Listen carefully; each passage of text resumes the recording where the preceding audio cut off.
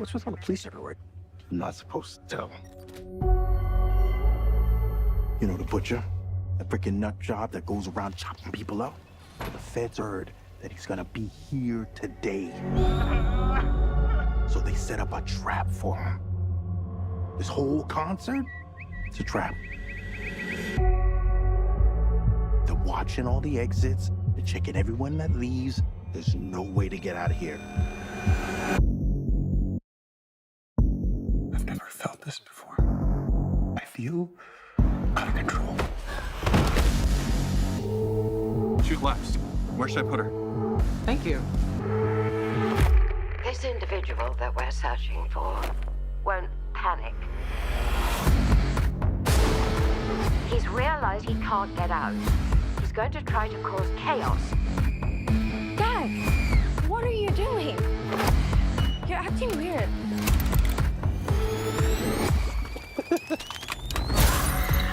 This dude is next level insane.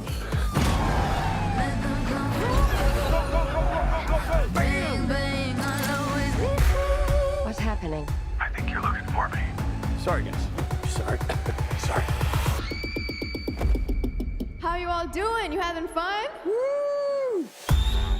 Come closer. What's going on, Daddy? Open the goddamn door! I can't get away. I can't stop. I'll just do this one last one.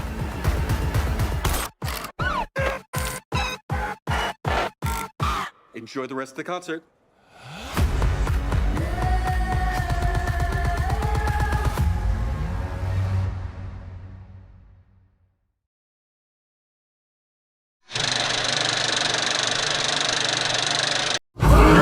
Greetings, everybody. Welcome to another episode of Critics from the Crypt. This is our movie review section for the channel. I'm, of course, Rob. This is my wife, Melody. What's up? So usually we're very, very kind about things when it comes to film. Unfortunately, this is not one of those times. We're going to try to be as kind as possible, but we're also going to be as honest as possible. But before we start the review, please like and subscribe to the channel. We got a bunch of stuff on our Blood and Butter reaction section. We have movie reviews, trailer reviews. We have a new episode coming up this week, so be sure to look out for that. We are going to review Trap, which is out in theaters now. Directed by M Night Shyamalan. Melody, I'm going to let you go first on this one because, quite simply, as you know, like you mentioned on the show numerous times, Josh Hartnett is your guy. And Okay. you know, so the fact that he is, you know, like in this starring in this film, you should have been all over this. Yeah. Why weren't you? Okay. We know I love Josh Hartnett. Love him. I think he's a fantastic actor. And mind you, there's many fantastic actors in this movie. This was about bringing his daughter's music to the forefront. Yeah. And the acting in this movie just wasn't it wasn't there, and it was like Let's get into let's it was disappointing. let's get into M Night Shyamalan's jacket a little bit. You know, like you know, just to give a little bit of detail. You know, this is a man who created The Sixth Sense. This is a man who created you know, The Village. Yeah. You know, and Signs and all these different things. I think that he's great at a twist. I think he really, you know, like you know, he's a self-proclaimed master. He's usually a fantastic storyteller, and he's great with doing the twists and the turns, and like shocking you in the end. But this was not it. I think there's a possibility that there might have been something within this if he, just like Abigail, we mentioned on the Abigail review, if we didn't know that Abigail was a vampire, I think that would have brought something to the table. The fact that, you know, like they're just introducing, you know, Josh Hartnett as the butcher in the trailer for the film, Yeah.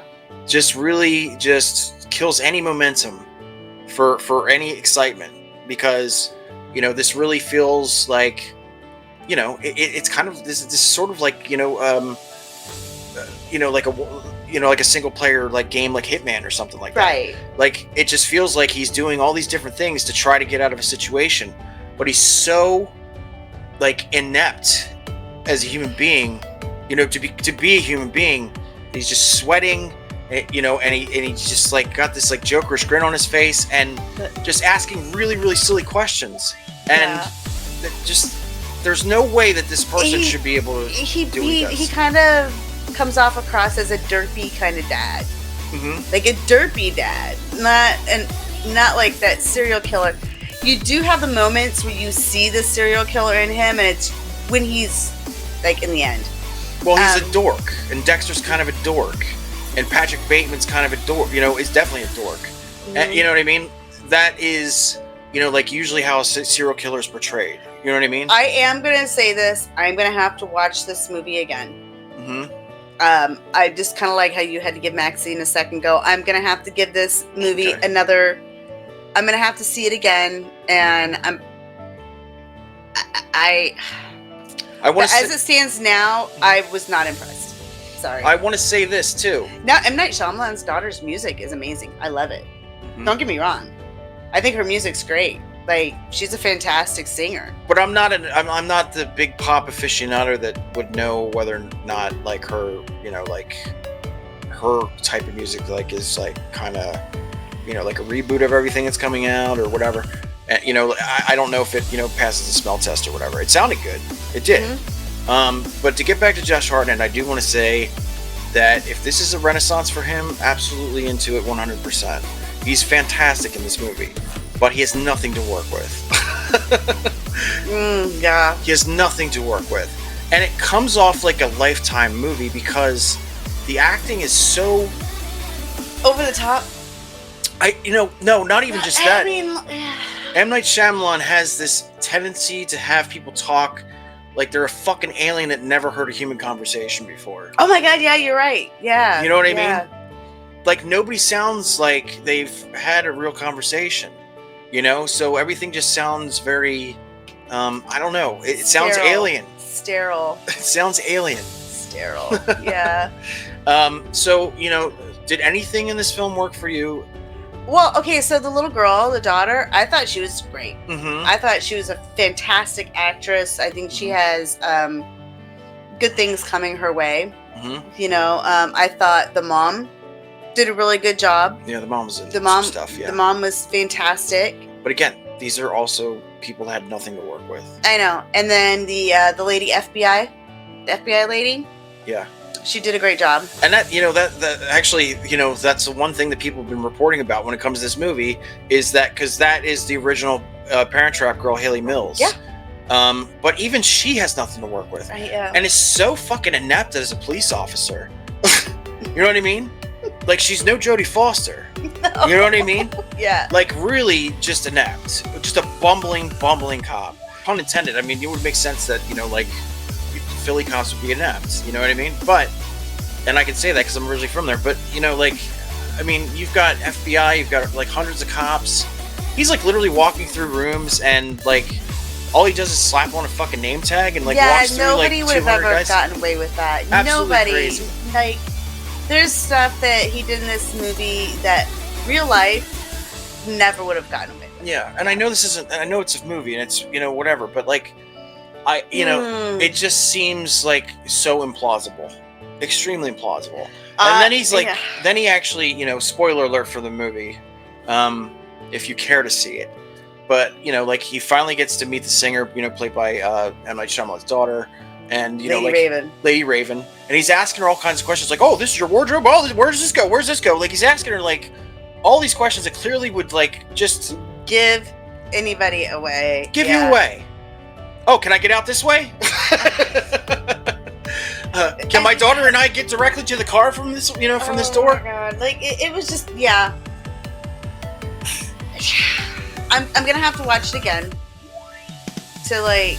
And it's not really form an opinion, but I'm not impressed. This is the most important part because I see a lot of people say, if you watch this film, you just have to turn off your brain and just let it go. Yeah, you have to turn off your brain. Okay, look, I understand that when you're watching something like The Toxic Avenger, But when you're supposed to be watching a thriller from one of the supposedly most masterful fucking visionaries, you know, like, it's a cop-out to say that. You know what I mean? Yeah. Because you're supposed to get more from it. Right. And it feels like, you know, and I don't want to be that guy, because, you know, like, as a father, yes, if I had millions of dollars, I would do anything for my son, as I'm sure you would too. Yeah. You know what I mean? Support your fucking music career or whatever, you know what I mean? I'll make a wraparound thing to promote it. I think that's great as a parent. But the other side of the coin is, if that's all it feels like is a promo for your daughter's music, with this wraparound story that makes absolutely no fucking sense, and feels like you just, like, you know, pulled like an idea out of the clear blue sky, that's a problem. Yeah. That's a problem. And I'm sorry, but like when it comes down to it, M Night Shyamalan is a fantastic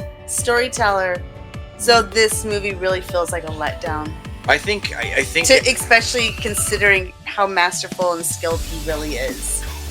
I don't know, like, I'm really kind of hurt, because I was, you know, like, I was looking forward to this, and I was hoping it would, you know, bring something to the table. I was super stoked. I was super stoked about she this was, movie. because she's in love with Josh I Hartnett. was like, Josh Hartnett's back. Yeah. Oh my god. You Yes. did get him without a shirt. Oh my god, listen, ladies. There is a scene where he takes his shirt off, and honey, he has not lost it. No, definitely not. Worth it for that. I might have to watch it just for that. I'll even say that as a man that's married to a woman. Damn. Yeah, he looks good. Damn, Josh Hartnett. But he's got nothing to work Damn. with. It doesn't matter. You know They should have let him run around with his shirt off. You might as well be fucking, you know, like...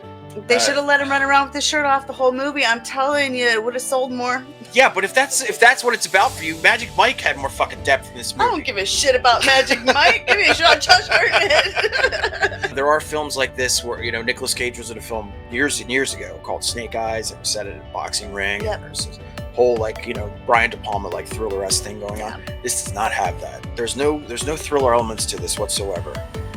You know what I mean? And I think that's the thing that really hurts it the most, is that it's a great idea on paper. It's a great, you know, like, serial killer in concert, because supposedly this is actually based on a real thing. There was actually, like, a sting that I think they captured like 10 people or something like that. I can't remember. It was, like, you know, years ago. I don't really know the logistics of it, but this was actually based on a true thing that actually happened, where they, you know, like, ensnared a bunch of people and they caught them. I can't remember. I think it was at a football game or something like that. Oh, I don't know. But anyway, yeah, it's just, you know, like I said, it's a great notion. It's a great plot idea, but it just goes off the rails completely once you get into the second, the third, the fourth, the fifth, the sixth, the seventh fucking act, because this movie never ends. It's always like, you know, oh, okay, well, clearly it's got to be done now. Oh, I'm sorry. Josh Hartnett's shirt's off, though. I'm just saying. That's how she feels about this movie. She's yawning. Yeah, like. Anyhow, you know, watch Trap at your own discretion. Hopefully you get something out of it. You can take your kids to it. You can take your kids to it. You can take your kids to it. It's a serial killer movie you can take your fucking kids to. Anyway, that's it for us. Yeah. Join us for another Critics from the Crypt. Please like and subscribe to the channel. Please. We'll scare you later. Talk to you soon. Bye. Bye.